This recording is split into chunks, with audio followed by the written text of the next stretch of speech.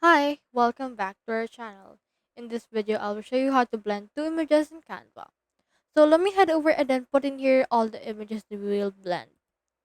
So let's head over and add this right around here.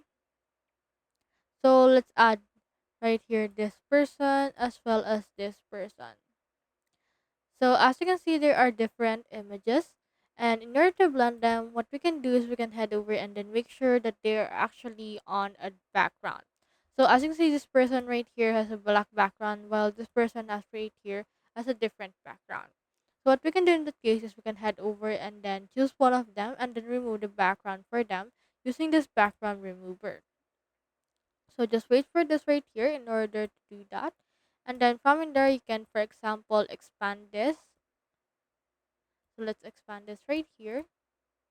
And then from there, you can also just resize this particular image until it adjusts accordingly. So from in there, just head over and click on the share, click on this download, choose the file type that you want for your image, and then just choose the pages that you want for this case. So for example, let's only choose the current page, click on done, and download it all together. So that's how you blend two images in Canva. Hope we helped.